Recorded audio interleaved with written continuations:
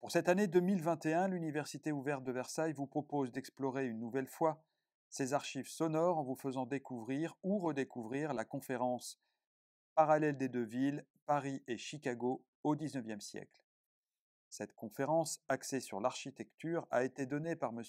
Jean Castex, architecte, lors de l'année universitaire 2010-2011. Elle est extraite du cycle Deux villes en regard, Paris, Chicago, 1850-2000. Nous vous souhaitons, Madame, Monsieur, une excellente écoute. Bonjour. Le sujet n'est pas évidemment si facile que ça, mais n'ayez pas peur, c'est Paris, trait d'union, Chicago. Il y a deux villes quand même, hein. Et donc c'est mi-parti, Paris et Chicago. Alors aujourd'hui, vous allez voir, la première moitié traite davantage du 19e siècle jusqu'en 1910, et la seconde moitié est peut-être plus récente, et peut-être il y aura une séance sur les gratte-ciel contemporains qui permet de conclure de manière, qui peut donner des traces intéressantes pour apprécier ou ne pas apprécier les gratte-ciel à la fin. Alors, comme on vient de vous le dire, j'ai été invité. Alors, vous savez, les programmes sont faits un an avant, donc j'ai dit tel jour, je viens aujourd'hui. Je suis invité aujourd'hui même à une conférence à l'université de Delft sur la morphologie urbaine. Le travail qu'on fait, c'est un peu un travail de morphologie de la ville. On traite des villes. Hein. Bon. Je devais faire l'éloge d'un grand héros qui est Saverio Muratori, peu connu, mais qui est mort il y a 102 ans. Enfin, on fait ça avec 2 ans de retard. Alors, je fais ça demain matin à 9h15. Donc, je suis obligé de prendre le dernier Thalys à la gare du Nord à 9h25. Pour y arriver, il y a un train à 18h16. Je partirai à -5. Alors, il n'y aura pas de questions, excusez-moi, cette fois-ci, c'est un peu difficile. J'aurai du temps les autres fois. Je fais en plus des cours à l'école de Marne-la-Vallée pour remplacer. Alors, moi, qui suis plus enseignant depuis 5 ans, je remplace un collègue qui n'est pas là pendant 1 an. On n'a pas demandé à des jeunes, on demandé à des vieux. Alors, les vieux ont déjà des cours déjà faits, mais je les fais là-bas. Alors, j'ai fait ça hier, et donc, c'est une semaine assez compliquée. Alors, pour dire ma passion, simplement, je suis versaillais, et j'ai fait ici des conférences sur la ville de Versailles il y a quelques années. Je pense que j'habitais en Seine-et-Oise, quand ça existait encore, au nord de Paris, et je connais Chicago depuis 1967. Je suis arrivé ici en 70, je pense. Et donc Chicago, je la connais plus que Versailles ou que Paris, en fait, si vous voulez dire. Alors, comme j'étais à l'école directeur du laboratoire de recherche qui travaillait sur les formes des villes, pas uniquement, mais aussi sur l'histoire des formes des villes, mon dernier travail, ça a été de travailler sur Chicago, mais une période qui n'est pas celle par laquelle je vais commencer, qui est Chicago 1910-1930, qui se passe après. Hein. Et c'est une période très connue pour dire, alors le bouquin est assez épais, mais c'est tout ce que je connais sur la ville. Alors, je suis tellement bavard que ça pourrait durer jusqu'à 10 heures le soir si je ne si je ne me maîtrise pas. C'est une époque assez belle puisque c'est l'époque qui correspond au grand tournant financier de l'après-Première Guerre mondiale avec la catastrophe de la crise de 29. Donc évidemment, vous voyez que l'Amérique prospère, devient un pays tout à fait étonnant, et le Chicago de cette époque-là est un monument en fait de forme urbaine, de construction tout à fait héroïque qui caractérise les années 1920-1930. 32, ça termine en 32. Alors le bouquin est là, on en parlera plus tard, j'ai pas tellement le temps d'en parler. Alors, le propos que j'ai aujourd'hui, il est mi-parti.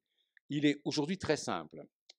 La ville haussmannienne a permis à Paris d'être déclarée capitale du monde au XIXe siècle, c'est-à-dire la plus belle ville du monde. Premier travail. C'est 1852-1870, qui dure après, il y a du post-haussmanisme, on peut dégager des choses ultérieures. Et Chicago, c'est une ville qui va connaître un développement tout à fait intense. La différence entre les deux villes, c'est que Paris est une ville qui a une histoire qui remonte aux Gaulois, romains, plus de 2000 ans d'histoire, et Chicago, une histoire très brève. Le premier plan qu'on appelle plat, P-L-A-T, de la ville, date de 1830. Donc de rien, on arrive évidemment à une ville qui accède au stade de grande métropole de niveau mondial. Alors j'ai mis sur le petit papier des chiffres assez intéressants que je vais regarder, pour ne pas me tromper, sur les populations qui disent un petit peu les quantités des gens. Le Paris de 1850 avait 1 100 000 habitants, moins que Londres, hein. Après Haussmann et Napoléon III, en 70, Paris a 1 800 000 habitants. Chicago, qui part de rien, en 1830, avait déjà 55 000 habitants. Alors j'ai mis 22 ans, parce qu'il n'y avait pas de gens au départ. C'est-à-dire, c'est fou. Tout d'un coup, en l'espace de 22 ans, 50 000 personnes arrivent. La ville a 1 100 000 habitants en 1890, 1 700 000 en 1900 et 2 200 000 en 1910. Paris est un peu plus gros, puisqu'on sait que Paris, en 1910, avait 2 800 000 habitants. Vous savez, c'est à peu près enfin, je parle de Paris et pas de la Seine, hein. C'est la population maximale de Paris qui a dû atteindre 2,9 millions dans les années 50 avant qu'on soit obligé de chasser les classes défavorisées, de les faire habiter dans les grands ensembles de banlieue. Donc Paris a décru. Il n'y a plus que 2 millions de Parisiens maintenant, hein. C'est beaucoup moins que dans ces périodes héroïques. Alors, la première séance, c'est de se familiariser avec Chicago, hein, pour dire un peu comment ça se passe. Donc, ce sera plutôt illustré. Il y a 110 images à montrer, assez diverses, hein, pour se dire un peu ce qui se passe. Et évidemment, il y aura des choses qui se passent à Paris. Je montrerai rapidement, évidemment, ce qu'Haussmann a fait à Paris, c'est-à-dire créer cette capitale, tout à fait éblouissante quand même, qui a ébloui la planète. La grande référence du 19e siècle, c'est quand même Paris. Et évidemment, cette transformation de Paris se traduit après par des expositions universelles. Alors, je prendrai la grande, 1889, qui est basée sur le centenaire de la République, dans laquelle on a fait la Tour Eiffel. Et c'est celle-ci qui a donné aux gens de Chicago l'idée de faire leur exposition en 1893. Et donc, vous allez voir que les liens se tissent. Et vous allez même voir que dans l'exposition de Chicago, il y avait une Tour Eiffel, dessinée non pas par Murnau, le principal acteur, mais par un architecte qui la voulait, une petite tour Eiffel un peu bizarre, et donc on copiait même des détails de Paris. Et donc des rapports se créent. Il faut savoir que pour les gens de Chicago, Chicago était Paris au bord du lac Michigan. Donc c'est simple, c'est dit partout, hein, c'est pas moi qui le dis. Chicago, c'est Paris au bord du lac Michigan. N'ayez pas peur, ça n'a rien à voir avec Paris à part ça. Peut-être y a-t-il des endroits de balustrade, des petites balustrades sculptées qui sont un petit peu ce qu'on voit sur la place de la Concorde, sur le pont de la Concorde. Par moments, il y a des bordures de quais qui sont copiées de celles de Paris. Mais ça ne va pas plus loin, hein. La ville est une ville de gratte-ciel. Je ne dirais pas que Chicago est comme Paris. Mais il faut regarder comment ces deux villes ont été faites et arriver à s'en amuser et comprendre des dispositifs qui sont des fois un peu parents. Donc vous avez ici un cliché contemporain, hein, de Chicago, le lac Michigan. À droite, il y a une jetée. Enfin, au centre, il y a une jetée. À droite, il y a quelque chose qui permet à la ville d'avoir de l'eau propre. Vous savez que l'eau vient du lac, il faut que l'eau soit propre, on la tire assez loin dans le lac pour qu'elle soit plus propre que sur les rives. N'ayez pas peur, le lac est sain maintenant.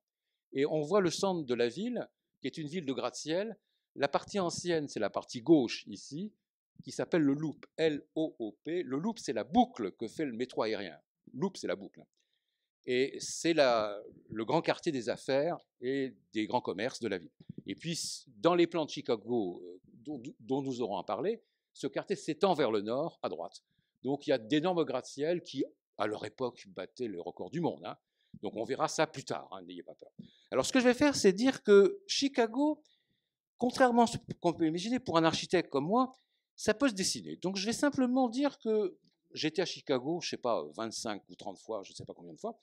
J'ai dessiné Chicago. Alors, je montre des dessins pour vous dire, bon, c'est pas comme dessiner Rome, hein, ou aller en Italie, mais ça se laisse dessiner avec plaisir. Et donc, il y a une grande rivière avec des ponts colossaux, et on rentre dans ces quartiers de gratte-ciel qui datent en général, dans l'image qui est là, des images assez anciennes. Maintenant, c'est plus comme ça, hein. Ça date de 97, et aujourd'hui, ce n'est plus comme ça. N'ayez pas peur, c'est pas du tout ce qu'on voit aujourd'hui. Et donc, bon, on entre dans une ville de gratte-ciel avec une rivière. Alors, Ils voulaient que la rivière de Chicago soit la Seine, évidemment. Maintenant, il y a des bateaux, c'est comme la Seine à Paris. Il y a des bateaux, les gens regardent là, le paysage, c'est pareil, hein, c'est copié avec les bateaux comme à Paris. Et donc, il y a des parallèles assez cocasses à regarder. La même rivière, dans sa branche sud, des gratte-ciels sur la rivière ici. Alors, il y en a quelques-uns que vous verrez plus tard. Le centre de Chicago, sur la grande avenue qui s'appelle... Alors, Chicago est jaloux de New York. Vous savez qu'à New York, il y a une grande avenue qui est la 5e avenue. Chicago a Michigan Avenue qui doit être la 5e avenue en mieux. Elle est plus longue et plus belle. Donc, c'est Michigan Avenue avec des gratte-ciels un peu tapageurs néo-baroque, dont vous entendrez parler plus tard ici. Alors, j'étais en forme, un jour, j'ai fait ce dessin-là, je trouvais ça assez piquant. Ça, c'est le métro aérien horrible et brutal, d'un vacarme fou qui crache sa graisse sur les passants. Ben, c'est ça, il y a une brutalité dans cette ville, vous allez voir, ce n'est pas une ville forcément très simple. Non, ça, le passant peut faire des dessins comme dans les rues de Rome. Ça, c'est quelques gratte-ciels héroïques de South Dearborn Street, avec un grand gratte-ciel de Miss Vandero à gauche, moderne, et des gratte-ciels assez importants. Alors, je suis, à l'heure actuelle, convoqué à un colloque sur William le Baron Genet, ça s'écrit comme en français, J-E-N-N-E-Y, il est dans le papier que vous avez. Il y a un colloque sur lui, c'est un architecte ingénieur qui a été formé à l'école centrale à Paris en 1856. Donc il y aura un grand colloque auquel je participerai au mois de décembre. Donc je pense que j'en parlerai beaucoup. Donc il a fait le bâtiment qui est à droite ici. Alors, à droite ici. Donc c'est le grand héros, c'est un des principes, c'est le créateur du gratte-ciel. Le premier gratte-ciel a été fait par William le Baron Genet, qui a dû acquérir en France une connaissance absolument exquise de l'art métallique et de la construction en se basant sur des choses qu'il a vues en France. Donc faites attention, le gratte-ciel naît de choses qui viennent des fois d'observations faites à l'école centrale par des gens très doués. Alors après, à Chicago, il y a des bâtiments en briques avec les châteaux d'eau. On a l'impression que la ville n'a pas d'eau. Bon, des châteaux d'eau partout. Après, bon, dans les banlieues, il y a des bâtiments un peu misérables. Beaucoup de fils électriques, ils adorent ça. On voit comme ça, des fonds de parcelles. Et puis, il y a des maisons délicieuses dans lesquelles on peut habiter, qui se font néo-anglais, si on veut, c'est des banlieues anglaises. Il y a des maisons assez belles, de style prairie. Prairie, c'est les maisons de rail dont on parlera. Donc, vous avez pas mal de choses à voir et le passant dessine. Ça, c'est la maison de mes amis. Le livre que j'ai fait, dédié d'ailleurs à Lloyd Gelau, qui était mon ami, qui est décédé il y a quelques années, et qui était tout à fait délicieux. Il adorait le vin, il voulait ouvrir à sa retraite une boutique de vin rouge, en plus, parce qu'il adorait boire du vin. Alors j'habitais avec lui dans une maison délicieuse, avec un jardin qu'il cultivait, et on mangeait uniquement des fruits de son jardin. Imaginez quand même à Chicago. Autre maison de le style de la prairie, etc. Alors, connaître la ville, je vais montrer des images contemporaines. Elle est au bord du lac. Le bord du lac était entièrement investi par des voies ferroviaires et des dépôts de marchandises. Et dans le récit que j'ai à faire, Burnham, qui est le grand metteur en scène, architecte, qui a refait la ville, qui a donné à cette ville son caractère métropolitain, a pris tous les terrains privés pour en faire des parcs publics.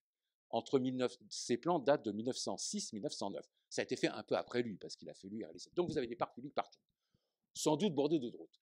Et au fond, ça s'est pris au nord de la ville est quadrillée comme toute ville américaine, quadrillée d'un demi-mile par un demi-mile, ça fait on peut compter comme ça les milles, le mille c'est 1,6 km, et on voit les gratte-ciel au fond ici, puis la ville s'étend. La ville est plate, vous allez voir, la ville est plate.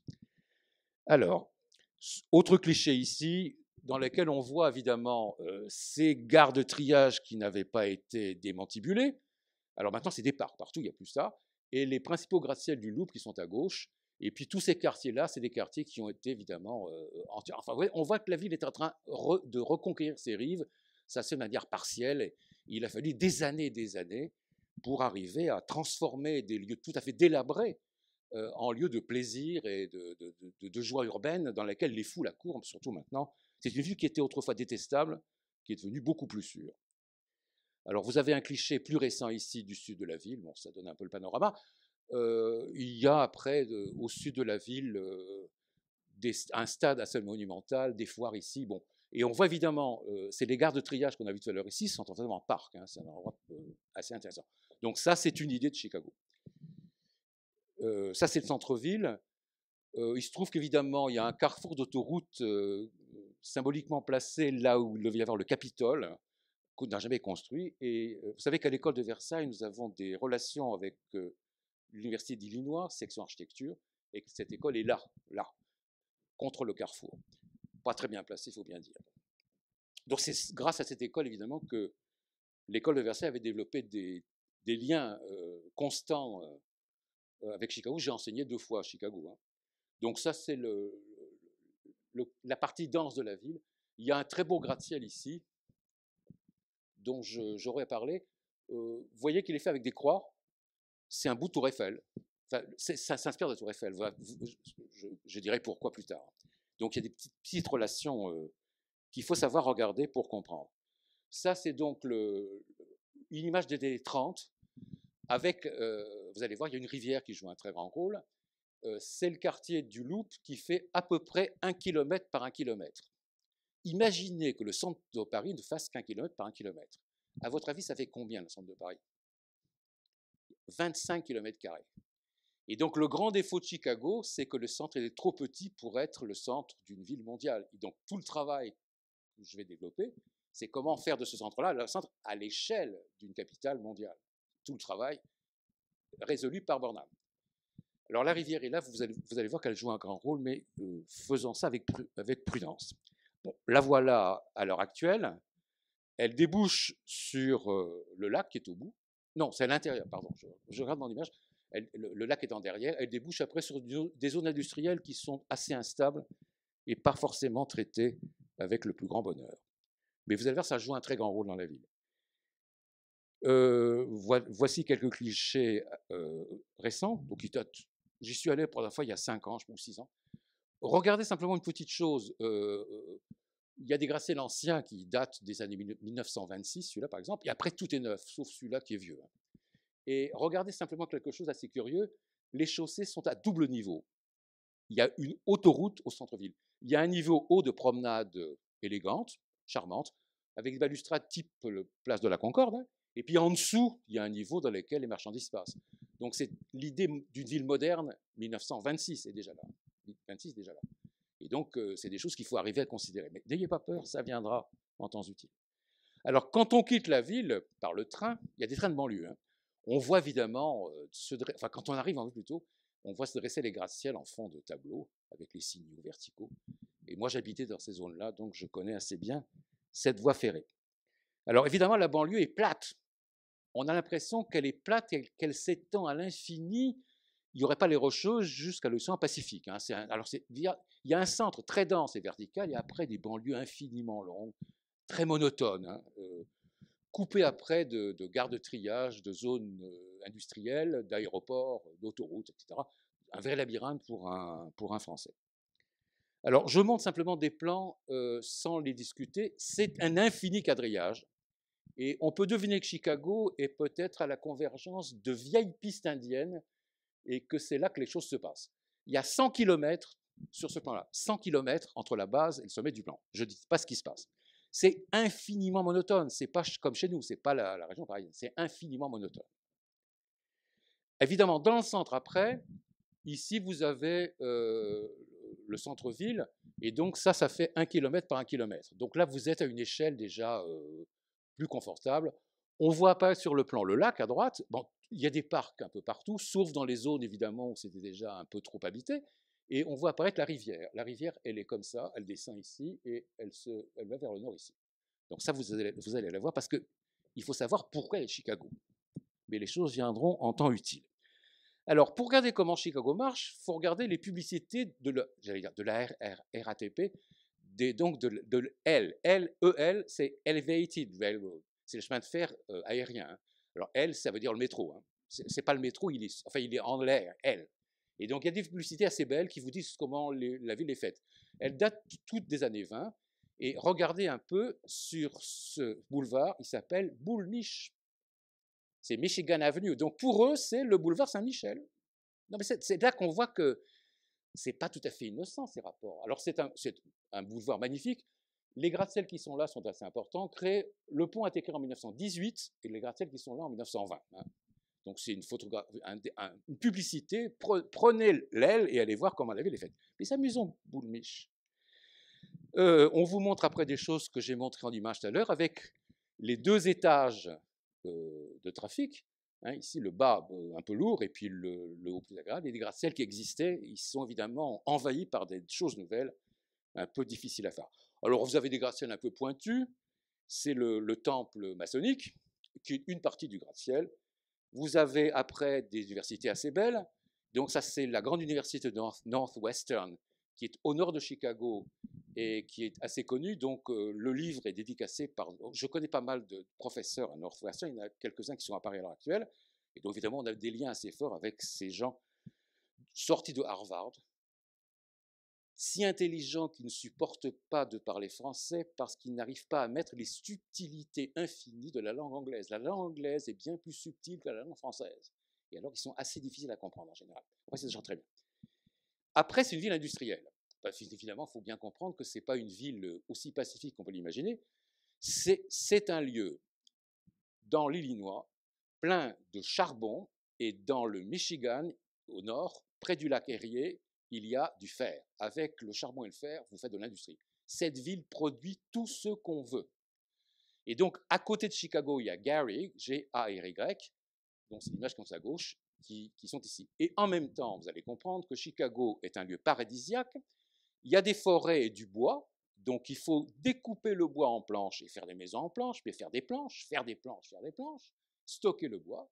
Et après, il y a des plaines. Quand on brûle la savane, on fait pousser du blé ou du maïs, et donc Chicago va stocker le maïs et le commercialiser. Donc Chicago vise ça, le bois, l'industrie et le blé et le maïs. Et elle va inventer très vite le stockage, la transformation des matériaux. Évidemment, comme ces matériaux voyagent, il y a une chose qui naît tout de suite, les assurances bancaires. Chicago était une banque en avant pendant les années 20 sur New York. Et donc vous avez tout ce qu'il faut pour faire une ville. C'est pas compliqué. Alors dans les textes qu'on peut lire, les textes faits par Burnham en 1906-1909, textes assez fascinants, on voit qu'il compare Paris et Chicago. Paris est né de quoi? De la Seine, qui permettait d'avoir des voies de transport de la Seine, de l'Oise, de la Marne, assez étonnantes, et surtout des richesses du blé de la Beauce. Et ils ont pensé que Chicago, avec le blé et le maïs qui poussaient sur les plaines de l'Illinois, c'était la Beauce. Et ils ont compris que Paris et Chicago, c'est des villes qui étaient quasiment jumelles. Pour eux, alors c'était absolument évident. Et que Paris, bon, vous allez voir que Paris était une ville industrielle, malgré Haussmann, contrairement à ce que Haussmann ne voulait pas. Ça a très bien marché.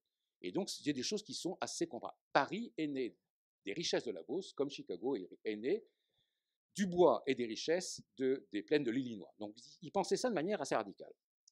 Alors, ça, c'est les grandes industries à Gary, qu'on peut voir du sommet de la ville en été, ça rougeoie dans le ciel. Enfin, ça existe encore. Et donc, évidemment, on vous montre que ça fait que l'Amérique travaille. Alors, bon, c'est une publicité assez ancienne des années 30. Alors, je sais stocker le bois. Évidemment, c'est la rivière. La rivière permettait d'arriver, alors par des canaux, par un système que vous allez voir apparaître tout à l'heure, et de stocker du bois découpé en planches, avec lequel on faisait tout ce qu'il faut. Toutes les maisons sont en bois, évidemment. Et alors après, il est commercialisé. Hein. Il arrive par des wagons, il part. Enfin bon. La rivière disparaît tout de suite. Elle devient un lieu d'industrie. Il n'y a plus de rivière. Hein. Alors la rivière, elle devient, entre parenthèses, avant qu'on ne fasse les cas à Paris, la Seine était ce que j'appelais devant vision une gare de triage, avec des barques infâmes, des stockages de matériaux absolument invraisemblables, et les gens n'allaient pas au bord de la Seine. Hein. C'est moderne l'idée de la Seine, charmante. C'est un truc récent qui date d'après Haussmann, à part ça. Hein. Il y a quelques quais qui existaient avant, mais enfin, ça marchait pas très. Enfin, la Seine était une gare de triage. Hein. Il fallait bien que le fleuve serve aussi à amener des marchandises en ville. La ville stockait après du grain dans des silos, c'est un mot, c'est pas des greniers à grains, c'est des silos, c'est un mot d'origine espagnole. Ils sont dans des boîtes comme chez nous. En fait, ils sont plus imposants que chez nous. Hein. Donc il y a du grain qu'on va évidemment vendre hein, de manière assez simple. Ici, vous avez encore des silos à grains un peu partout et des bateaux qui les emmènent. Donc la rivière disparaîtra très vite. Alors cette rivière a posé des problèmes. Elle coulait dans un sens, elle n'est pas très longue. Hein. Et elle ne fonctionnait pas très bien et on a décidé de la faire marcher en sens inverse. Donc l'histoire de Chicago commence par inverser le lit de la rivière. Imaginez Paris, la Seine coule comme ça. Oh non, non, non, elle fait couler à l'envers. Vous allez voir, c'était hyper simple, mais il faut comprendre. Et donc, on a fait un canal prodigieux qui a coûté aussi cher que le creusement du canal de Panama. Le Panama, ça s'est fait par des Versaillais, à part ça. Lesseps était Versaillais, il était du quartier de Montreuil. Hein. Et donc, on a creusé un canal qui a inversé la rivière. Il n'y avait aucune pente. Donc, on n'a eu aucun problème. Et la rivière ne coule pas vers le lac. Elle coule vers une rivière, la rivière des Plaines, que les Américains appellent Eau Plaine, parce que des Plaines, ça ne sait pas le dire. Hein. Eau Plaine, ça des Plaines, ça ne sait pas le dire. Eau Plaine, qui va vers le Mississippi. Et donc, Chicago, de manière assez simple, est né de ça. La rivière de Chicago, alors petite rivière grotesque, hein, qui n'a vraiment aucun intérêt, hein, elle permettait au XVIIe siècle, vous allez voir comment ça marche tout à l'heure, à quelques révérends pères français, explorateurs français, le révérend père Marquette par exemple, de faire ce qu'on appelle un portage.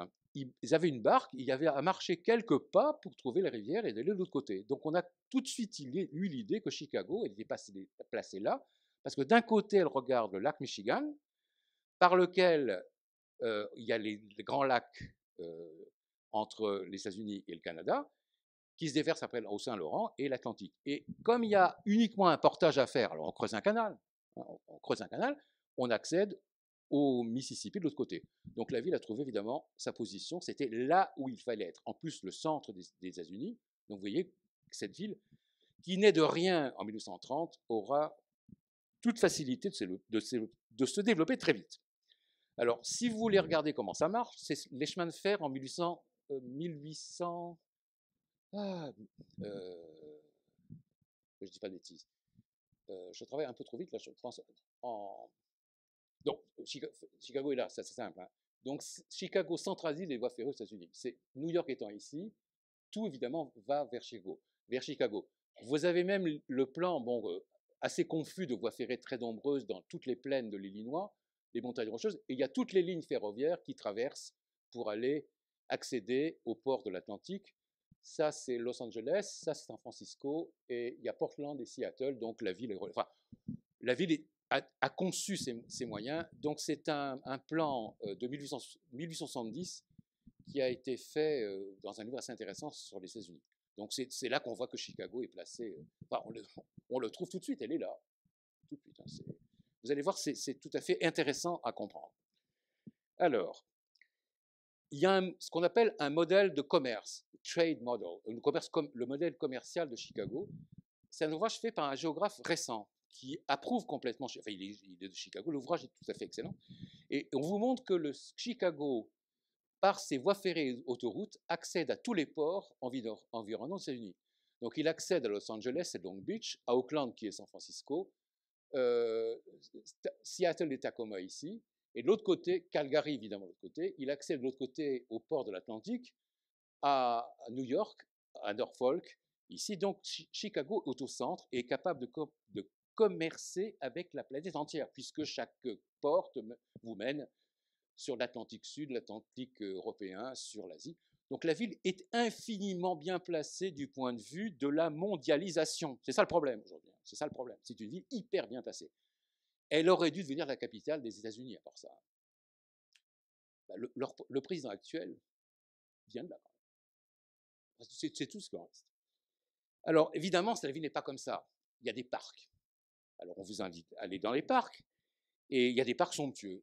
Jackson Park, au bord du lac, c'est un parc, c'est le bois de Boulogne, mais un parc américain n'est jamais un parc français. C'est une façon de gérer la société assez curieuse. On peut se trouver tout seul, isolé, solitaire, rêver de la nature, ou en groupe. Il y a des lieux de pique-nique, il y a des lieux de tennis, il y a des lieux, il y a des cafés, il y a des bars. Et surtout dans les parcs en Amérique, on éduque les gens à l'américanisme. On les élève en leur faisant des musées. Donc un parc, c'est un lieu de musée qui va célébrer les grands héros de l'Amérique, musée botanique, musée de peinture, n'importe quoi. Donc c'est des éléments tout à fait différents du bois de Boulogne, par exemple. C'est tout à fait différent. Alors c'est ça les parcs, des parcs immenses. Donc c'est Jackson Park qui a servi d'exposition, vous allez voir, quand j'en parlerai tout à l'heure. Donc il reste que quelques morceaux de l'exposition de 93. Alors après, dans la campagne, vous avez des rivages, on peut aller se baigner, évidemment, il n'y a pas de problème. Alors, rideau, on va à Paris. C'est parce que je dois faire les choses honnêtement. Alors, Paris, vous connaissez Paris, mais peut-être est-il bon de se remémorer comment est fait Paris. C'est un plan qui date du début du siècle, hein. Vous savez qu'à Paris, c'est une ville qui date quand même en grande partie des Romains et peut-être avant.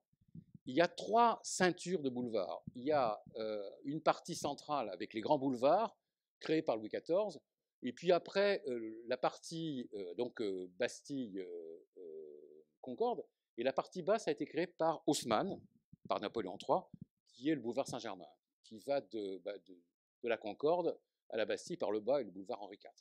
Ça fait un anneau. Après, il y a un autre anneau qui a été créé juste avant la Révolution française par Ledoux, qui est un grand boulevard qui servait de douane pour empêcher le brigandage des taxes à Paris. Et donc, c'est le boulevard qu'on dit extérieur, qui va d'étoile à nation, et de nation à étoile, c'est celui-là. Et puis après, évidemment, quand les fortifications ont été démolies, il y a le périphérique qu'on voit autour. Donc Paris est une ville, le centre ancien est là, et puis la ville du XVIIIe siècle est là, et la ville du XIXe siècle est là. On comprend très bien comment ça marche, hein. Le vieux centre est là, ça c'est le centre du XVIIIe siècle, et ça c'est le centre XIXe siècle, XXe siècle. C'est hyper simple à Paris, c'est très simple. C'est pas comme Chicago, hein. Donc il y a évidemment un passé qui va agir sur les choses. Mais c'est pas ça l'intérêt de Paris. Alors après, si vous voulez être très sérieux, vous avez des plans avec les fortifications. Donc, je ne vais pas insister là-dessus. Le premier Paris de Philippe Auguste était assez petit.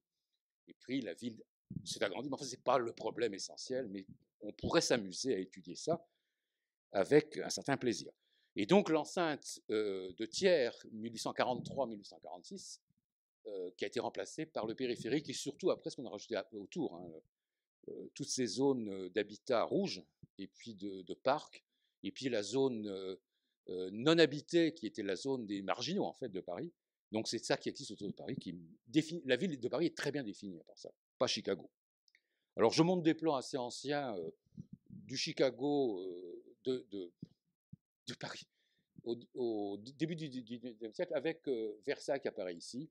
On voit comment la ville était très petite, c'est-à-dire la ville de Paris vers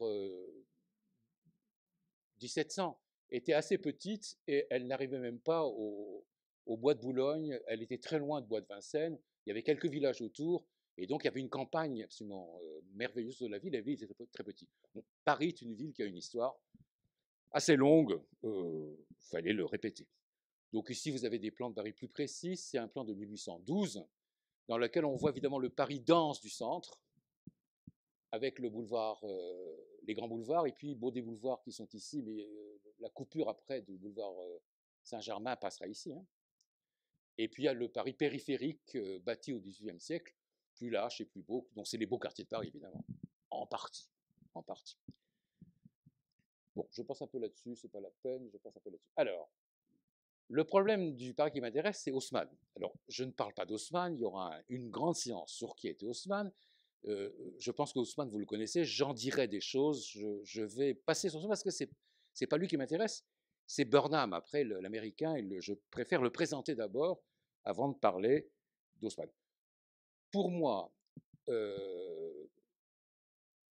juger le préfet Haussmann est une activité toujours difficile parce qu'il y a des gens qui sont hostiles à ce qu'il a fait. Bon, il faut bien se dire que quand on est dans une ville et quand on vous trouve par des chantiers tous les quartiers possibles, il y a quand même à Versailles, quand monsieur le maire ordonne de faire une rue, le désastre que ça fait, on le déteste. Et tout est basé là-dessus, on déteste, encore des travaux, enfin c'est pas possible. Bon, la ville a été complètement ravagée par des travaux de manière tout à fait ravagée, même les gens perdaient leur domicile. Alors ça a engendré des choses assez négatives. Il y a une politique urbaine faite avec maestria, un peu néo-gaulliste si on veut, hein. Je sais faire, hein. Et il a quand même fait de Paris une capitale qui a eu la plus grande estime de la planète. Donc si on regarde la réputation qu'elle a, on a une vision très positive de ça. Toutes les villes d'Amérique latine copiaient Paris. Et donc c'est quand même pour les visiteurs étrangers quelque chose d'important. Il y a une grande séance sur Haussmann, n'ayez pas peur, ça viendra plus tard, hein, mais pas tout de suite. Donc je passe rapidement sur lui. Alors qu'est-ce que fait Haussmann? C'est intéressant. Alors, qui est Napoléon III, je discuterai sur lui plus tard. Napoléon III est là, il fait un plan de Paris, mais il s'en décharge rapidement sur Haussmann. Il avait un plan dans son bureau qui a été brûlé par la commune. Donc on a peut-être un plan qui est conservé par le roi de Prusse à Berlin, qui a dû encore disparaître. Et donc ce que fait Haussmann, c'est percer des avenues.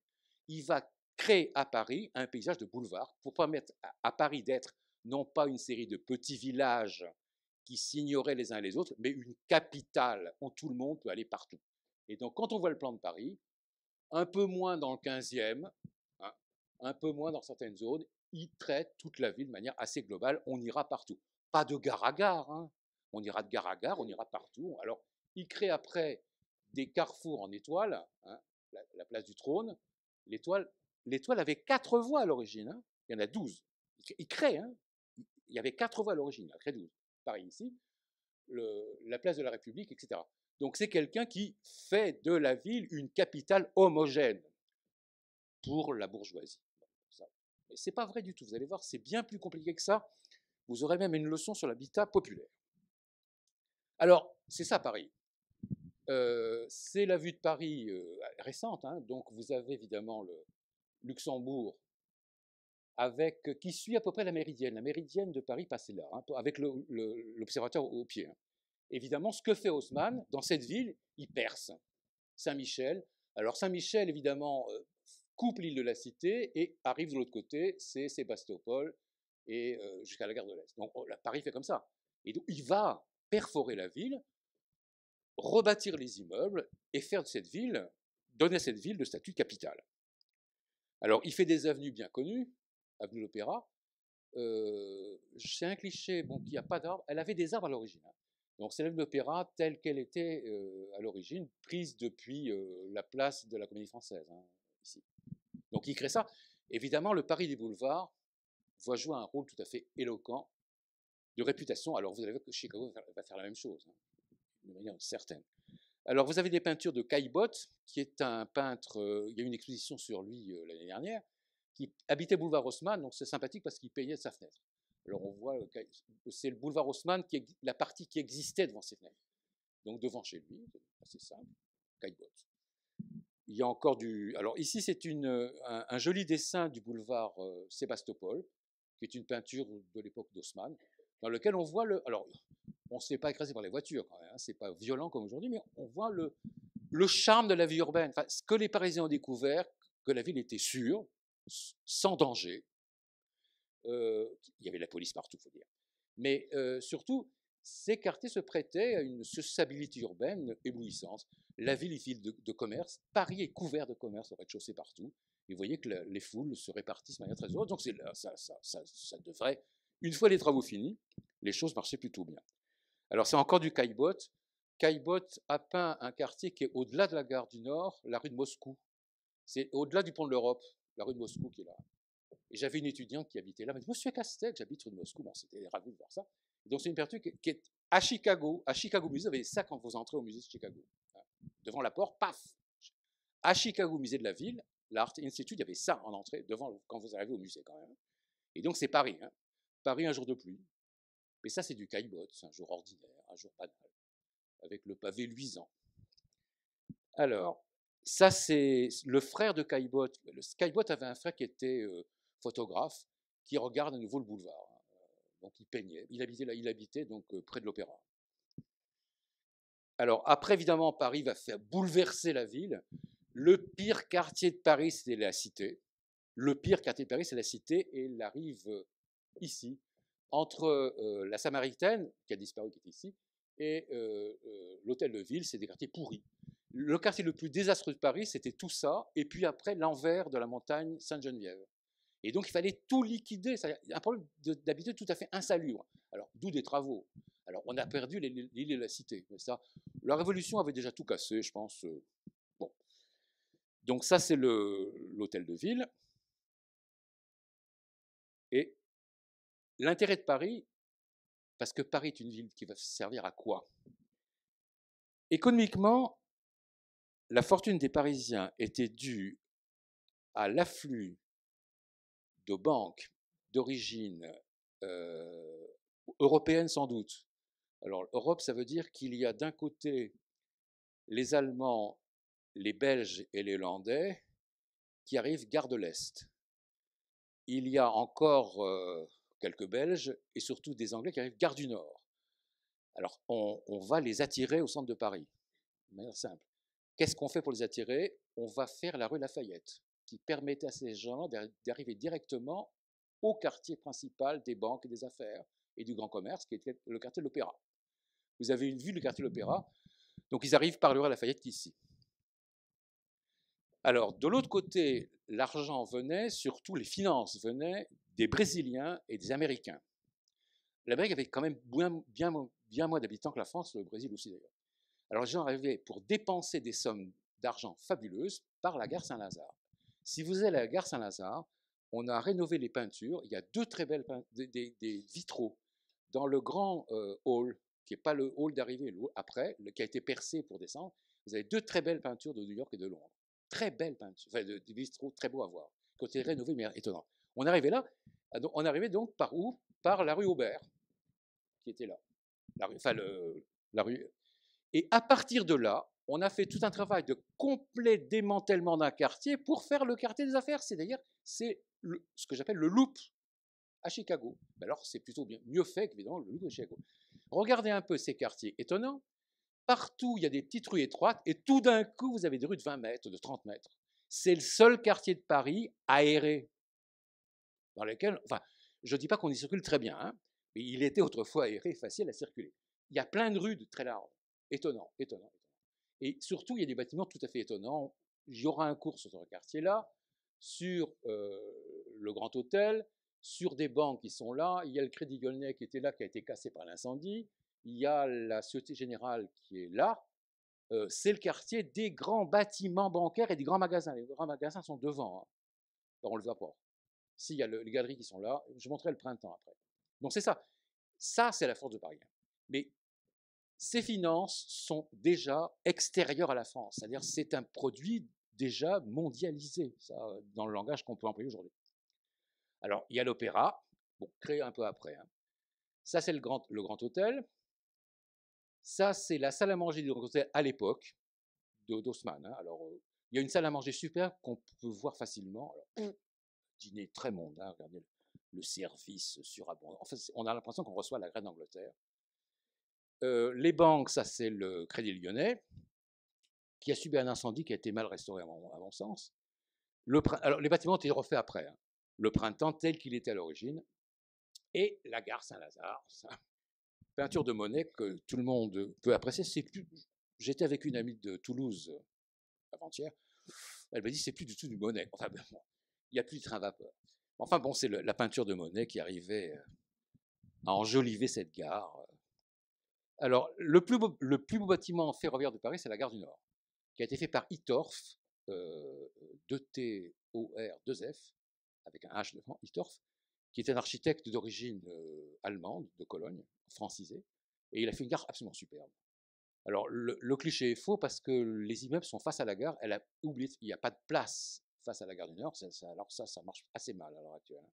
C'est la plus grosse gare de Paris, à voir ça. Elle n'a pas d'espace pour sortir. Alors évidemment, la gare est superbe.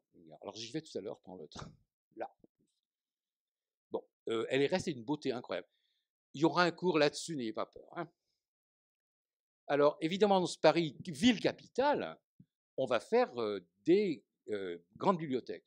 Alors, nous sommes l'année Labrouste. Labrouste, c'est l'architecte qui a fait ça. Il y a une exposition à Paris fabuleusement belle, à laquelle j'étais avant-hier, mercredi dernier. Et c'est Labrousse qui a fait la bibliothèque impériale, devenue nationale après, évidemment, qui était autrefois rue de Richelieu. Elle est fermée, n'ayez pas peur, elle n'est pas visitable. Par contre, il avait fait avant Sainte-Geneviève, qu'on peut voir, enfin, c'est pas facile, il faut montrer qu'on est là, mais il a fait des bibliothèques étonnantes, qui ont ébloui la. C'est ça qui fait Paris. Hein. Alors, évidemment, après, vous allez dire, qu'est-ce qui se passe à Chicago? Ça, c'est le problème. Donc, ça, c'est l'ABN, avec quelques fines colonnes qui portent une voûte faite de plaques d'albâtre sur des tiges de métal. C'est d'une modernité quasi outrageuse. L'espace est tout à fait dilaté dans les sens, comme s'il n'y avait pas de poteaux qui tiennent. Il y a uniquement des légères colonnes. Hein, et ça tient tout seul. Et donc, Labrousse, il a inventé une architecture que j'appellerais moderne, parce qu'elle est moderne, ça veut dire en avant sur son temps. Ça n'a aucun autre sens. Il fait une architecture en avant sur son temps, Labrousse. Il y a une exposition très belle au centre, à Chaillot, hein, à l'actuel, qui est éblouissante. Alors, en 89, on fait évidemment la fameuse tour de 300 mètres, dont tout touriste, femme voilée, femme venant d'Inde, ne sait pas pourquoi elle est là. La Tour Eiffel, c'est quand même manifester que la République fait mieux que les royaumes et les empires. Hein. C'est ça, c'est le prestige de la République. Bon, Eiffel est derrière, Eiffel qui l'a entièrement payé, qui a laissé la ville 20 ans d'exploitation, qui a laissé après 20 ans la ville l'exploiter. Elle a failli être détruite à part ça, détestée par tous les artistes français. Quelle horreur, quelle horreur, elle gâche Notre-Dame. Eiffel, mais Notre-Dame est quand même assez loin, elle n'a rien à faire. Alors, ils n'avaient pas vu le Sacré-Cœur. Bah, quand on va par le train, on voit les deux à la fois. C'est très bien fait. J'ai lu à l'école d'architecture, j'ai été regarder les revues d'architecture de l'époque. Elle est vilipendée, la Tour Eiffel. Vilipendée. Mais alors, Monsieur Eiffel a envoyé une lettre. On veut bien la publier, mais ça ne changera pas notre opinion. On déteste, hein, partout. Alors, elle est là.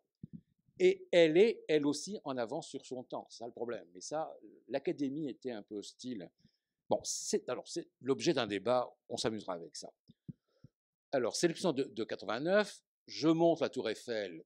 Pouf. Alors, entre parenthèses, pour faire la pile de gauche qui est en biais, il fallait que ça tienne. Imaginez faire une poutre en biais, que ça tient. Bon, j'en parlerai plus tard. Après, évidemment, quand on a fait l'arche, ça tient. Mais les piles en biais, il fallait les faire. Et la tour, bon, c'est assez jamais. La tour Eiffel, hop, hop, hop, hop. Bon. La tour Eiffel avec son bric-à-brac. Alors, les Américains ont vu ça, ils ont dit, on veut la même chose chez nous. Ça, c'est simple, hein, la même chose chez nous. Alors, je regarde un peu l'heure. Alors, excusez-moi, fini Paris. C'est des clichés comme ça hein, que je passe un petit peu, ça exerce la mémoire des uns et des autres. Chicago est au bord du lac Michigan, là. Comprenez, pendant l'ère glaciaire, il y avait des glaciers partout, des petits trucs blancs là, qui ont laissé après des moraines. Les moraines, c'est les blocs de pierre à la montagne. Alors, il y a des blocs de pierre, on marche dessus. Bon. Il y a des moraines partout. C'est plat, plat, plat, plat, plat. Et il y a des moraines de quelques mètres, comme à la montagne. Bon, comme ça. Qui allaient jusqu'au Mississippi partout. Bon. Alors ça, c'est le premier panorama. Deuxième idée, regardons les rivières. Alors, la glace fond. Regardons les rivières. Vous avez ici le lac avec les profondeurs. Alors, c'est des plans de 1870 magnifiquement intelligents. Chicago est là, et la rivière de Chicago, c'est une espèce de petite rivière grotesque, avec deux branches grotesques. Hein, parce que ça fait 1 kilomètre. Ça ne vaut même pas les rivières qui passent autour d'ici. Hein. Et curieusement, le révérend père Marquette séjourne là-bas, voit la rivière, parle aux Indiens, qui lui disent non, alors la rivière, on arrive en portant la barre de là à là, à prendre les rivières des plaines qui mènent au Mississippi. Le révérend père a compris, il est venu l'année suivante, ces journées-là, il a compris qu'il fallait faire quelque chose. Bon, la France n'a rien fait. Vous imaginez, c'était au diable vert par rapport à Québec. À la France protégée tout, de Québec à la Nouvelle-Orléans, à part ça, mais on n'a absolument rien fait. Donc Jean-Baptiste Point du Sable, en 1777, a mis un petit comptoir. Mais on savait, les Indiens savaient que... Alors, si on regarde les petites rivières, il y avait déjà un petit déversoir ailleurs. Et maintenant, les bateaux ne passent plus là. Sur la rivière qui a été creusée et inversée, ils passent là. Les bateaux passent ailleurs. Maintenant, ça a été modernisé. C'est récent, plus comme travaux. Et donc, c'est quand même de ça. Hein.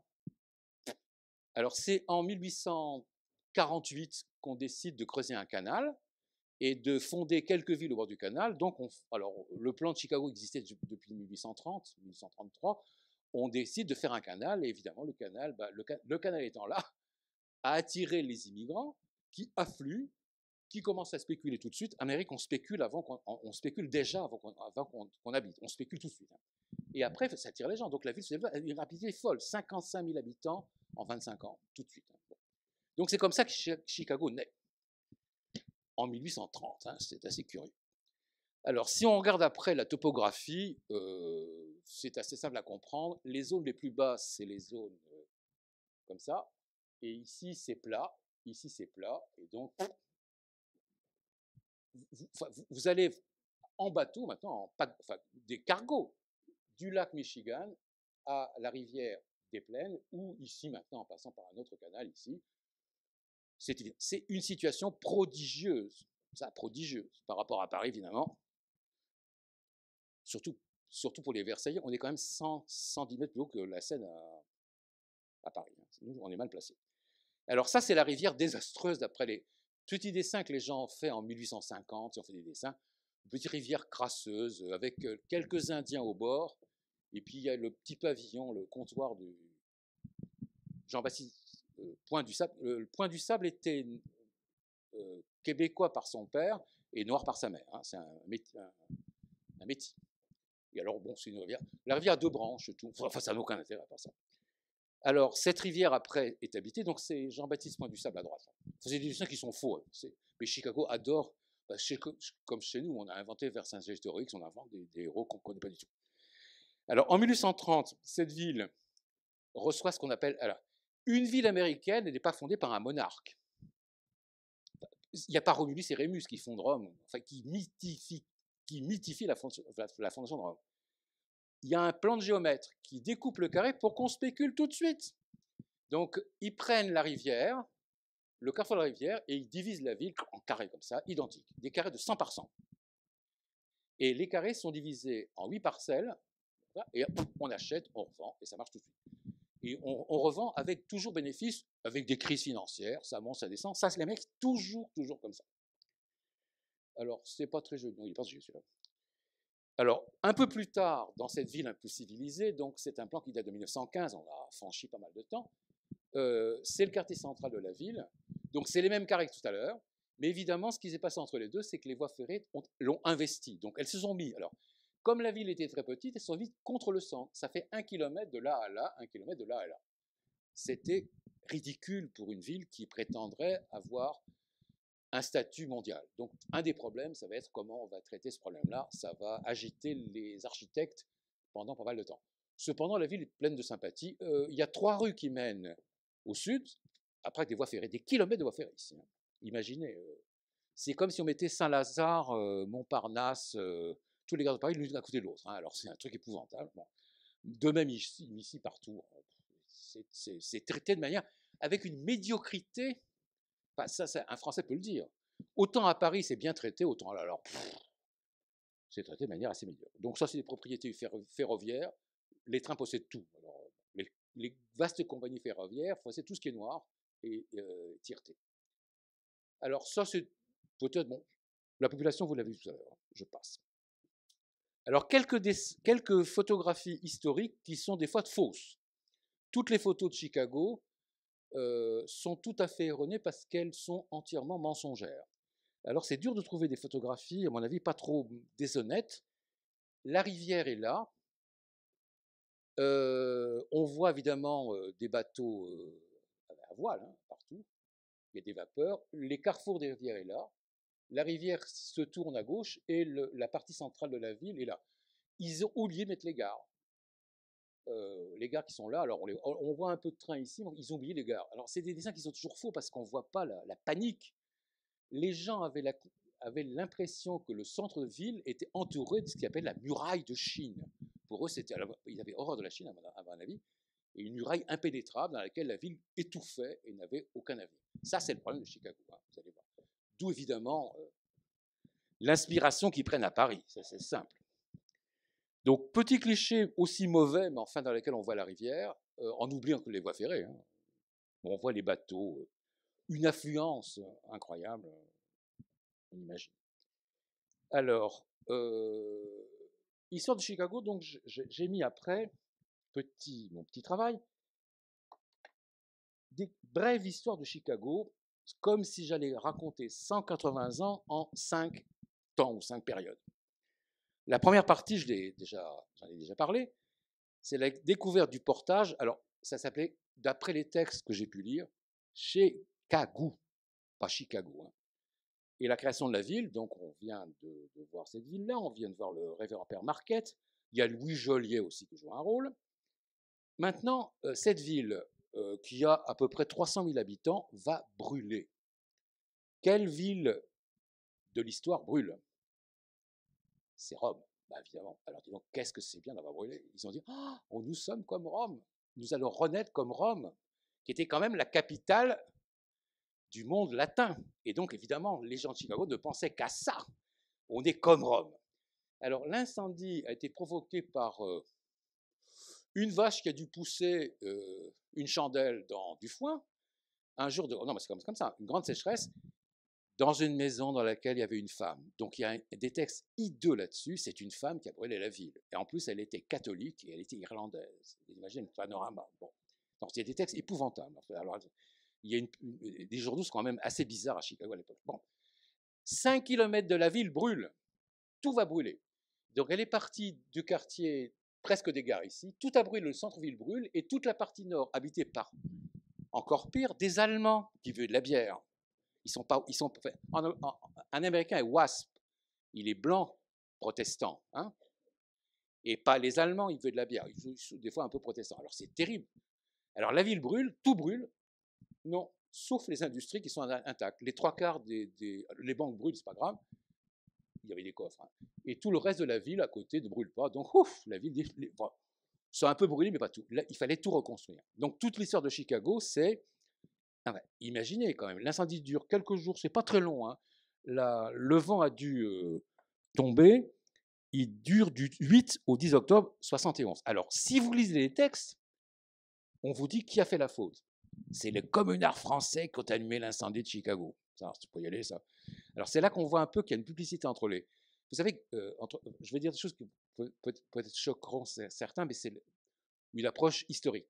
Les Versaillais n'étaient pas du tout versaillais comme on le dit. Ils étaient à mon avis, plutôt à gauche. La ville de Versailles était déjà pas dans de gauche. Et donc le Versaillais féroce, c'était des Parisiens habitant à Versailles. Et donc la presse disait ça. Donc les gens disent que c'est les communards qui ont brûlé Chicago. Parce que la presse française racontait ça. Ils étaient persuadés que la bonne femme agissait sous la pression des communards français, qui est entièrement faux. À Versailles, faites attention, la ville était radicale. Il y a des études très bien là-dessus.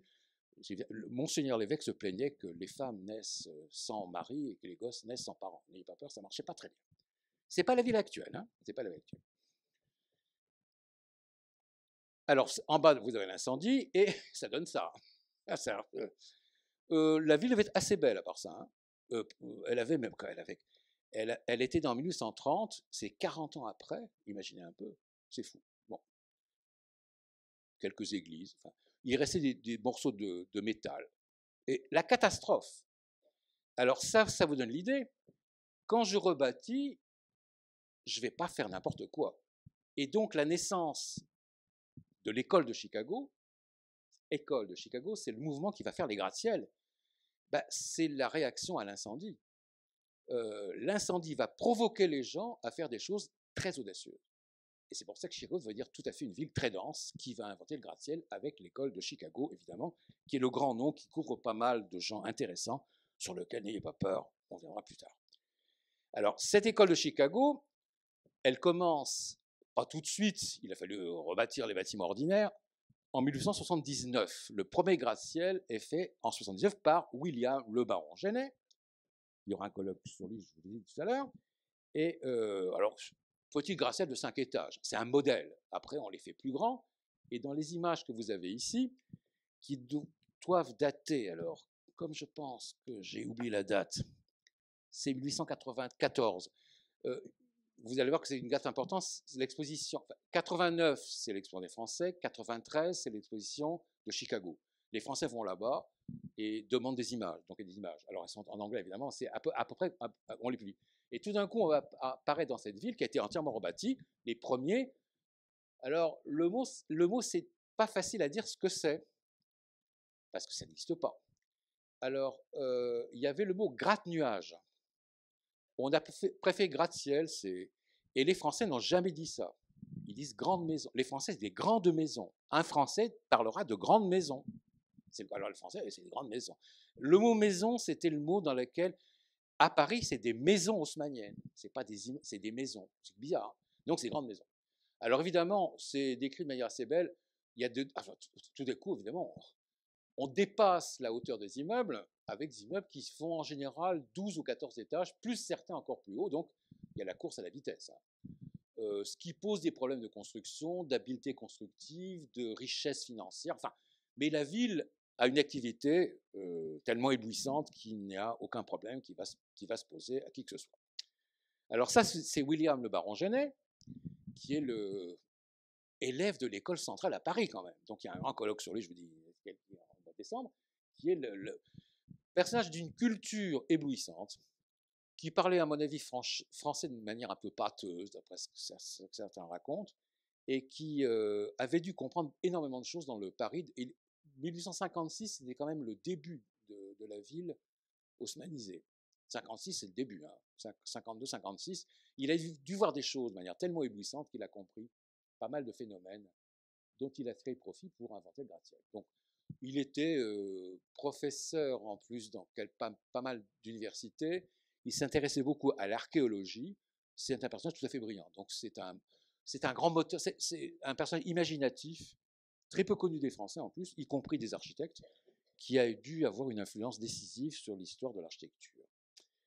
Alors, petit cliché comme ça. Donc, les gratte-ciels, forcément, émergent du socle des maisons, 5 étages, hein. Un des plus grands gratte-ciel qui a été fait donc par un des maîtres de l'école de Chicago, qui était donc c'est l'auditorium. Alors l'auditorium parce qu'il y avait il y a un théâtre, à l'intérieur il y a l'opéra, le Nouvel Opéra de Paris, hein, 3000 places. Là, autant l'opéra de Paris est raté, d'extérieur c'est assez raté, hein. Autant là il y a un théâtre absolument magnifique à l'intérieur de ça. C'est l'auditorium de Sullivan. Sullivan, S-U-2-L-I-V-A-N, qui est un des grands héros sur lequel, bon, que je, le plus grand respect pour lui, mais c'est pas le plus, à mon avis, c'est pas le plus grand héros, à mon sens, à moi, enfin, chacun fait son choix. Il y a un peu trop de décors. Enfin, le bâtiment est magnifique, magnifique. C'est un bâtiment assez étonnant, qui existe toujours, qui est intact et réutilisé comme lieu de théâtre et université. Alors, il y a d'autres architectes alors, les architectes, après, vous allez voir leur portrait, c'est Burnham, B-U-R-N-H-A-M, qui meurt en 1912. Il est dû naître en 1946. Et Root, R-O-O-T, qui naît en 1850 et mort à 41 ans d'une angine de poitrine. Alors, c'est des gens géniaux. L'un était plutôt, j'en parlerai tout à l'heure, un homme politique hyper compliqué, mais moteur. Enfin, en Amérique, on n'y peut rien. Il faut trouver la personne qui fait. C'est un pays assez individuel. Alors, ils sont plus individualistes que nous. Hein, faut y aller. Alors, ils ont fait ce bâtiment-là, qui est assez beau, un bâtiment métallique, entièrement métallique, qui a été restauré de manière très heureuse. Il était moche il y a quelque temps, il n'y avait pas de couronne, il avait perdu son chapeau. Enfin, il a été refait de manière très belle. C'est un hôtel luxueux maintenant, mais c'est très bien. Donc, ça s'appelle le Reliance, R-E-L-I-A-N-C-E. R-E-L-I-A-N-C-E. 1886. Si mon souvenir avant. Ça, c'est William le baron Genet qui fait des gratte-ciel. Vous voyez que les gratte-ciel deviennent de plus en plus énormes. Le petit problème qu'on aura à traiter, il y a des fenêtres qu'on appelle des bow windows, ou des oriels en France, pour arriver à capturer le jour. Parce que imaginez qu'à l'intérieur des gratte-ciel, on s'éclaire comment? Il n'y a pas le néon. On s'éclaire avec des vieilles ampoules. Et donc, on n'y voit absolument rien à l'intérieur. Et donc, il faut capter la lumière pour y voir quelque chose. On oublie complètement que pour qu'il y ait un gratte-ciel, il faut qu'il y ait des ampoules qui marchent. Alors, il y en avait quelques-unes, mais ce n'est pas génial. Il faut qu'il y ait l'ascenseur. Il faut qu'il y ait le téléphone. Et s'il n'y a pas ça, vous n'avez pas de gratte-ciel. Donc, évidemment, le gratte-ciel naît juste en 79 parce qu'à ce moment-là, on avait inventé, on savait faire des monts de char, on sait faire des ascenseurs. On va inventer le téléphone en 86 et on fait des gratte-ciel. C'est simple comme c'est une simplicité biblique. On va même inventer les calculatrices pour faire des additions. Donc, il faut voir que derrière le gratte-ciel, il y a toute une technologie qui est en place qui fait qu'il est là. C'est tout. Donc, il faut faire attention, ça naît à une période hyper précise, hyper précise. Les ascenseurs, c'est qui les ascenseurs? Otis, c'est toujours les mêmes. Le téléphone, Ben oui, mais c'est ces gens-là qui créent. Alors après, on fait un gratte-ciel. Vous comprenez, c'est assez simple. Hein. Et c'est là qu'évidemment les choses se passent. C'est Chicago qui les fait, évidemment. Tout se passe à Chicago. Alors les gens de New York sont un peu jaloux. Alors je passe 10 minutes ou un quart d'heure. Alors, Burnham, donc, personnage sur lequel je vais dire des petites choses de manière un peu rapide, c'est un personnage qui a une jeunesse assez méprisable, fils sans doute d'un banquier argenté, il ne sait pas ce qu'il veut faire, il est maladroit, il rate ses études, ne sait pas remplir la copie parce que son père l'envoie à Harvard, il ne rend rien du tout, il n'a pas de boulot, un gamin insupportable. Il avait un précepteur chez lequel il y avait quelques livres d'architecture. Il demande à travailler chez un architecte, il travaille chez un architecte, ça ne lui plaît pas, il va dans l'Ouest, parce que tout Américain qui veut faire des affaires va dans l'Ouest chercher dans les mines des trésors. Dans les mines de l'Ouest, il devient homme politique, alors il avait un talent de baratineur infini, c'est un grand orateur, capable de convaincre les gens de choses les plus compliquées avec la conviction la plus absolue, les gens comptent voter pour. Et donc il a gardé ça. Donc c'est un type qui va diriger les foules. Alors après, bon, il revient à Chicago. Il finit par que son père le place à travailler chez une agence, dans une agence d'architectes qui est White, avec un W-I-G-H-T. Et là, il trouve presque un professeur qui lui dit, mais vous n'êtes pas si mauvais que ça, vous avez un certain talent d'imagination du dessin, vous voyez l'espace, apprenez le métier. Il apprend le métier. Et dans l'agence de White, il trouve le chef d'agence, il y a toujours un chef d'agence qui dirige les autres, qui est Root. Root était hyper timide. Eh bien, qu'est-ce qui s'est passé? Ce personnage sans jeunesse, une jeunesse pas accomplie du tout, et Root très timide, se rend compte, il se passe le miracle. L'un va diriger l'autre, et l'autre va exciter le premier à faire des œuvres tout à fait étonnantes. Donc ils vont fonder en 72 l'agence Burnham et Root, de manière absolument éblouissante. Alors je ne raconte pas leur vie, cette agence va avoir du mal à exister, puis évidemment comme la crise, après évidemment les affaires remarchent, tout marche très bien, et tout d'un coup la ville de Chicago se dit « Oh, si la ville a cru de manière telle qu'il fallait dire que cette ville avait 1 million d'habitants, un peu pour agacer les gens de New York, hein, pour dire il n'y a pas que New York. Et donc la ville décide de faire une exposition universelle, qui était donc la World Columbian Exhibition. Alors, elle était dédiée au moment où Christophe Colomb a découvert l'Amérique en 82. Ça se passe évidemment un an après. Hein. Bon, c'est toujours pareil, c'est toujours un peu trop tard. On fait ça et la ville de Chicago dit, oh là là, comment on va faire? Burnham, qui avait des relations hyper abondantes après ses affaires, connaît tous les gens de la haute société. Alors, ce sont des républicains qui ne sont pas les républicains actuels, hein, assez ouverts, parce que les partis ne sont pas les mêmes partis qu'aujourd'hui. Hein. Des républicains assez ouverts, qu'on appelle progressivistes, qui militaient pour l'architecture du capitalisme, à part ça, mais progressivistes, avec un talent en fait sur. Ils voulaient appliquer à la ville le travail qu'ils faisaient sur leurs entreprises, qui marchait plutôt bien, donc après tout, ça se laisse comprendre. On est quand même avant 1900. Alors, Burnham devient rapidement le patron, devient presque l'exécutant de la ville et va choisir le terrain. Le terrain, c'est un des parcs que j'ai montré tout à l'heure. Il dit, c'est là qu'on va se mettre. La ville a dit, oui, peut-être. Enfin, bon. Il prend après comme grand jardinier, le metteur en scène de ça, Olmsted, qui est le grand jardinier qui a fait le parc central à New York. Vous avez le parc central à New York, c'est le même. Olmsted, c'est un génie, hein. Alors un génie éblouissant, il le prend, ils font le travail ensemble. Alors après, il sélectionne, et il était un peu bizarrement conservateur dans ses formes, c'est un organisateur, hein, dans ses formes, il sélectionne les meilleurs architectes classiques des États-Unis. Parmi lesquels, bon, je vous dirais, on verra ça plus tard, c'est pas moins intéressant maintenant, il les choisit, et les gens de Chicago disent, alors, et nous alors? On ne sait rien faire, on fait des gratte-ciel. Alors après, il prend les autres, il décide qu'il y aura 2 parties dans l'exposition, une partie imposante, copiée de Paris 1889 pour 93, et une partie plus paysagère, originale et très américaine, qui sera faite par les gens de Chicago. Donc il a le talent de affirmer sa volonté, il voulait que les choses soient nettes, propres, sans bavure, et en même temps laisser une liberté pour créer des bâtiments assez étonnants. Donc il fait ça avec tout le tact possible, et Root qui est derrière, qui va mourir sitôt après, il meurt en 91, donc il ne sera même pas là pour l'ouverture, et déjà là pour lui inspirer des pensées assez saines.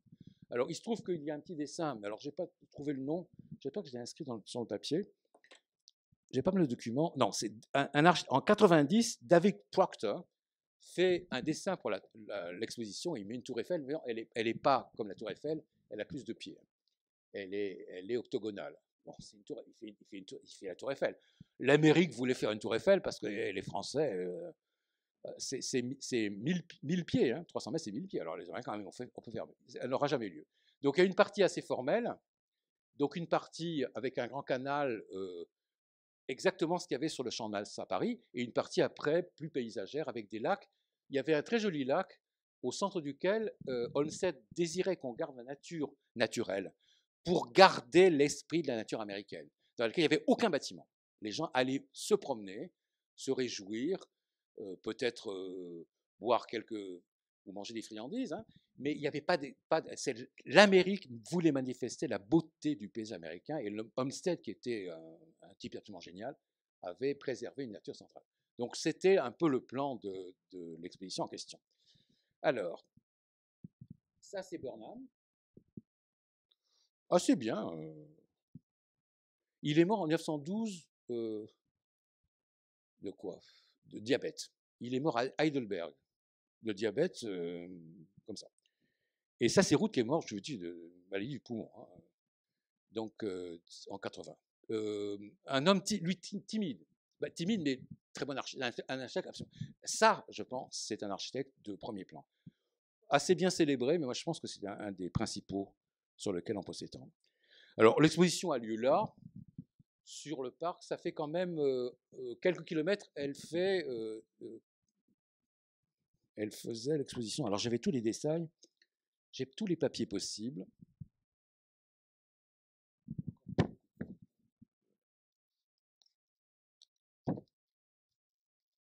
J'ai tous les renseignements possibles que j'ai.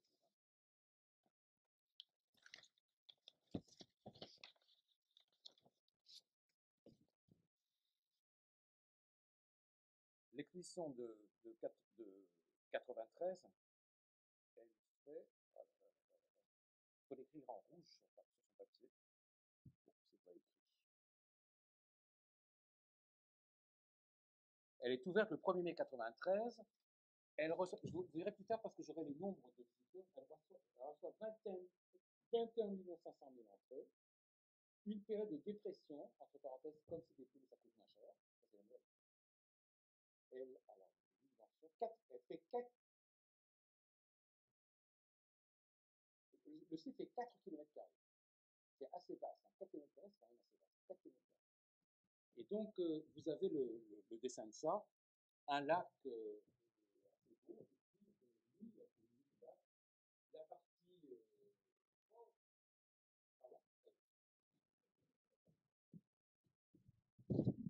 Excusez-moi. Vous avez la partie évidemment organisée façon parisienne, et puis après ici des parties assez agitées, assez pittoresques, avec ici un traitement assez beau sur Medway qui existe toujours en plus, dans lequel on avait une espèce d'impression du lac qui se continue dans les terres. Olmsted est capable de montrer de l'eau là où il n'y en avait pas, et d'inventer des paysages. C'est une ville qui a été très influencée par Olmsted et qui en a gardé, à mon avis, pas mal de privilèges. Donc c'est ça que ça donne. Hein. C'était faire de Chicago ville noire la ville blanche. C'est tout.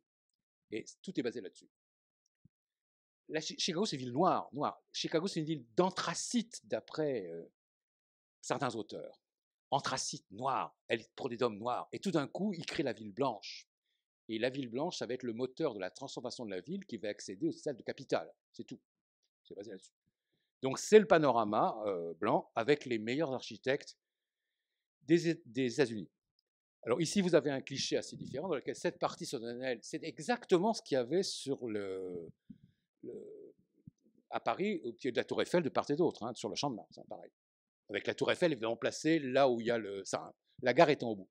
et puis après des parties plus pittoresques, et l'île au centre, et puis après les bateaux, enfin bon, tout ce qu'il faut pour attirer des foules. La ville avait quand même moins d'habitants que Paris, hein.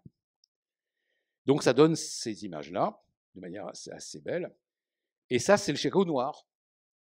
La ville est noire, plombée, noire, crasseuse, c'est ça le problème. Crasseuse, crasseuse, crasseuse, crasseuse. C'est la rivière en 1930, hein. Évidemment, c'est ça qu'on leur donne comme... Alors, les gens sont favorables aux transformations, hein. C'est ça qu'on leur donne comme paysage. Je ne dis pas quels sont les bâtiments, mais c'est cet esprit-là. Donc la ville se fait avec des travaux considérables. Elle donne des résultats assez beaux. Donc ça, c'est Sullivan qui fait une entrée magnifiquement belle du bâtiment des transports, parce qu'il est de Chicago, il a les honneurs, les privilèges de sa création, un bâtiment assez étonnant, d'un décor assez superbe, et qui était assez réputé. Et puis ça, c'est une image prise le long du lac, et donc les gens se promenaient le long du lac, donc avec une espèce de parisianisme, ça correspond directement aux images de Paris. Et ça, c'est le long du lac aussi, et ça, c'est Paris. Donc ça copie Paris. Vous prenez Paris, ça c'est Paris, ça c'est Chicago, c'est superposé. Tour Eiffel, pas Tour Eiffel, mais on a copié Paris. Donc c'est quand même cette espèce de... Alors, en ville, on célèbre ça avec... on pavoise sur les rues. Enfin, c'est comme à Paris, hein. Les rues de Paris étaient pleines de joie, de gens qui allaient voir. Toute la ville est entièrement en train de dire la ville noire doit disparaître pour devenir une ville blanche, de manière assez simple. Alors, j'ai 5 minutes pour dire la fin. Après quoi, Burnham fait tous les plans d'urbanisme aux États-Unis, et en 1906-1909, il fait le plan de Chicago. C'est évidemment accouché de ce que les gens voulaient faire. Ce plan de Chicago, c'est le plan d'Haussmann, boulevard, avec des rayonnements comme des places de la Concorde partout, qui ne sera jamais réalisé totalement. C'est le plan d'Haussmann à échelle territoriale. C'est pas Haussmann à Paris, c'est Haussmann sur 100 km. C'est ça la différence. C'est pas l'Haussmann de Paris, hein. C'est Haussmann sur 100 km. Alors je passe assez vite. Il y a des peintres géniaux sortis de l'école des beaux-arts, Janin, G-A-I-N-I-N, qui est américain, Janin, qui fait des vues ambiguës. Quand la neige tombe, quand il pleut, les gens voient ça. C'est des dessins immenses, publiés, donnés aux écoliers, vous allez voir. Oh, c'est ça qu'on veut. Alors, c'est une vue de Chicago, avec évidemment, c'est là que les autoroutes qui se croisent, hein. Le Grand Capitole. Alors, on veut, parce qu'il fallait donner de l'argent, il fallait voter quand même pour approuver le plan. Alors, c'est des plans superbes. Ça, c'est un jour de pluie, le Capitole. Des grands boulevards comme à Paris, à étage, parce qu'évidemment, ça monte, il y a une rue basse et une rue haute. Alors, tout ça dans une espèce de lumière ténébreuse, et les gens sont favorables à ça. Haussmann prend ses modèles à Paris, fait des enquêtes intelligentes à Paris. Évidemment, c'est toujours la place de la Concorde. Pour y aller, la Concorde, la Concorde, la Concorde. Et les Champs-Élysées. Tout est basé sur l'obsession. Il est venu à Paris, il a fait enquêter par la ville de Paris. Donc, je parlerai de ça plus tard. Il y a des interrogations assez curieuses. Il ne comprend rien à l'histoire de France, hein. Alors, pour y aller, c'est assez radical. C'est donné aux écoliers. Alors, en quelle année et sous quel roi les plans de Paris ont été commencés? En 1700, sous le règne de Louis XIV. Vous voyez, Louis XIV faire le plan de Paris, ça n'existe pas du tout. Louis XIV, ce n'est pas Paris, il était à Versailles. Donc, alors, c'est le gag. Il éduque les gens, et les gens, alors, accourent. Les gens accourent, ils font ce qu'ils veulent. C'est assez drôle à lire. Alors, il y a Haussmann qui est célébré, vous allez voir. Burnham s'est pris pour le double Haussmann. Le plan est génial. C'est un plan territorial qui va couvrir des avenues à des kilomètres du centre-ville, comme ça, de manière tout à fait étonnante. Alors, ça n'existe en partie. Alors, je termine là-dessus parce que je dois partir dans 5 minutes. Il a compris l'industrie. Ce n'est pas un plan de beauté de ville, c'est un plan industriel d'une habileté folle. Il a conçu l'industrie, était sur des couloirs industriels, qui sont toutes les parties qui sont marquées en gris, avec ici évidemment la zone dont j'ai oublié de parler, qui était les abattoirs, parce que la viande, il fallait les abattre. Donc les abattoirs sont là, les viandes sont abattues et après on les conserve. C'est pourquoi? Parce qu'en hiver le lac gèle et donc le lac donne de la glace, et c'est comme ça qu'on pouvait réfrigérer les choses sans qu'il y ait de frigidaire. C'est passé là-dessus, Chicago, hein. Ah bah oui. Et donc ça se fait comme ça. Et donc même dans les ouvrages, c'est un ouvrage récent de géographie par un excellent géographe. On vous dit le privilège de Burnham qui a intelligemment compris l'avenir d'une ville industrielle.